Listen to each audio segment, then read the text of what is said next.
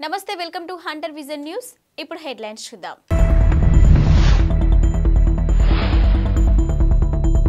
Japan నుంచి హైదరాబాద్ చేరుకున్న junior NTR తీవ్ర భూకంపంపై షాక్.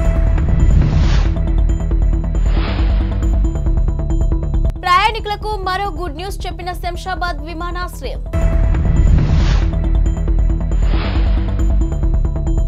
అయోధ్య రామ మందిరంలో ప్రతిష్ఠించనున్న రాముడి విగ్రహం శిల్పి ఎవరో తెలుసా?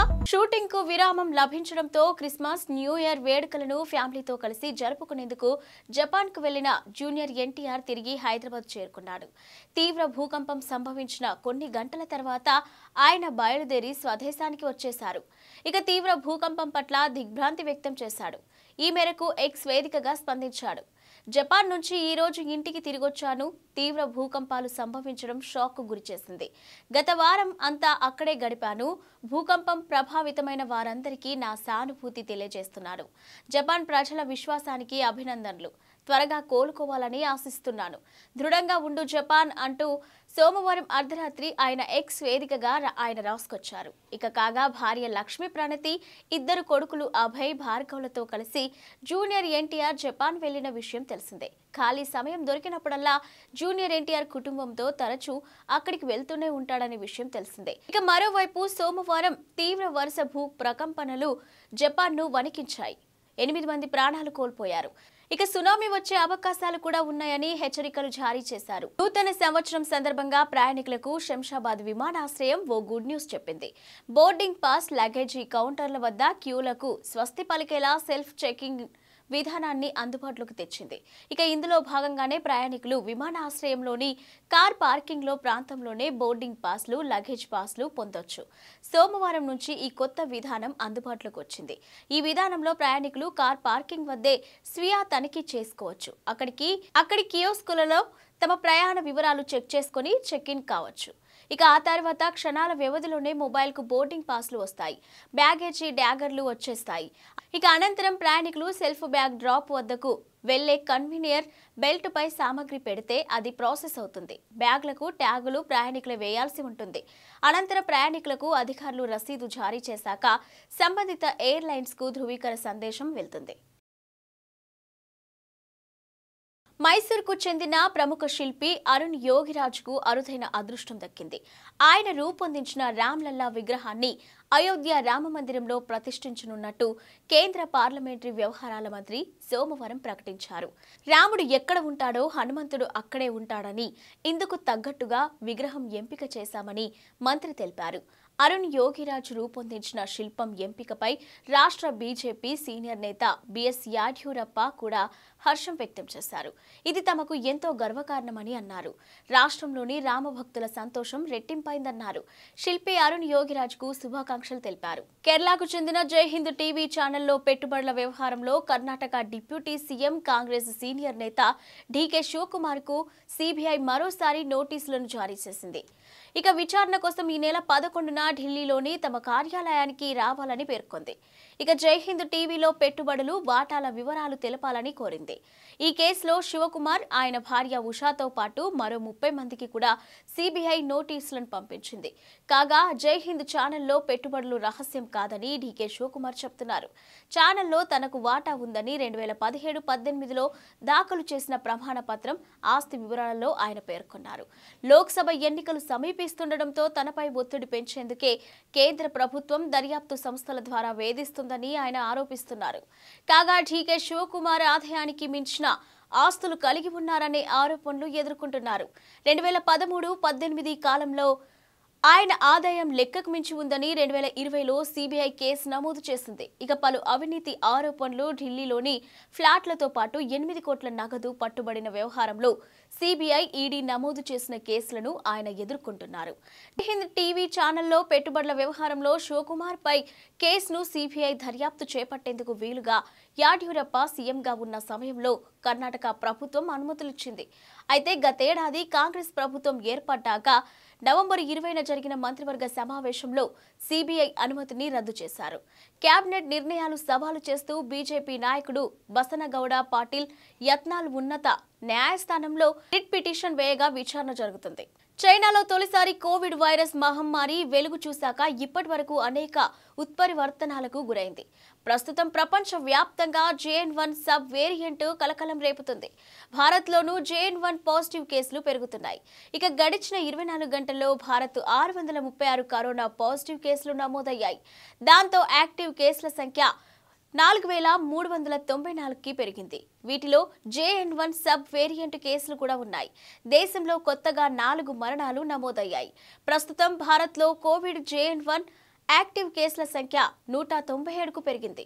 ఒక్క కేరళలోనే ఈ కేసుల సంఖ్య 83గా ఉన్నట్లు తెలిపారు. ఇక కాగా తెలంగాణలో JN.1 కేసులు 2 నమోదయ్యాయి.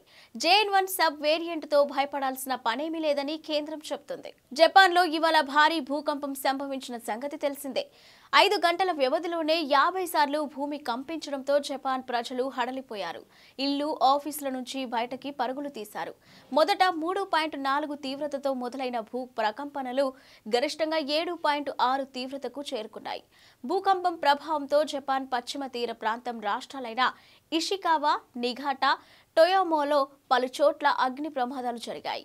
ఇక పెద్ద ఎత్తున ఆస్తి నష్టం జరిగింది. ఇక భారీ భూకంపం ధాటికి సముద్ర అలలు పోటెత్తగా సునామీ హెచ్చరికలు కూడా జారీ చేశారు. ఇప్పటికే జపాన్ పశ్చిమ తీరాన్ని సునామీ అలలు తాకాయి.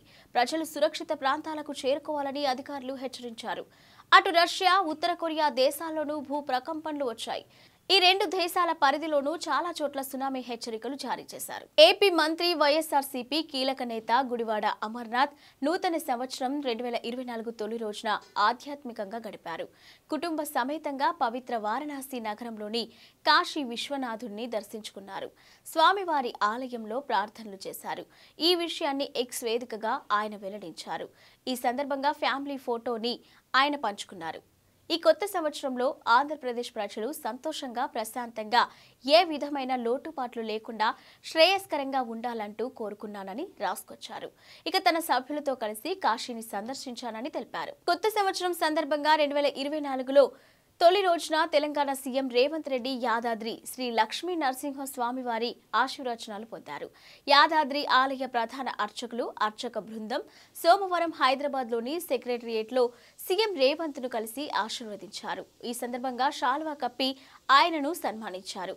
ఇందుకు సంబంధించిన వీడియోను తెలంగాణ కాంగ్రెస్ ఎక్స్ వేదికగా పంచుకుంది. ఇక సీఎం రేవంత్ రెడ్డి కొత్త సంవత్సరం తొలి రోజు సోమవారం బిజీగా గడిపారు. రాజ్భవన్ కు వెళ్లి గవర్నర్ తమిళిసై సౌందరరాజన్ కు నూతన సంవత్సర శుభాకాంక్షలు తెలిపారు. ఆయన వెంట శాసన సభాపతి గడ్డం ప్రసాద్ కుమార్, సహచర మంత్రులు కొండా సురేఖ, సీతక్క తదితరులు ఉన్నారు. ఇక నాంపల్లి గ్రౌండ్స్ లో నుమాయిష్ ఎగ్జిబిషన్ ను ప్రారంభించడంతో పాటు పలు కార్యక్రమాల్లో సీఎం రేవంత్ రెడ్డి పాల్గొన్నారు.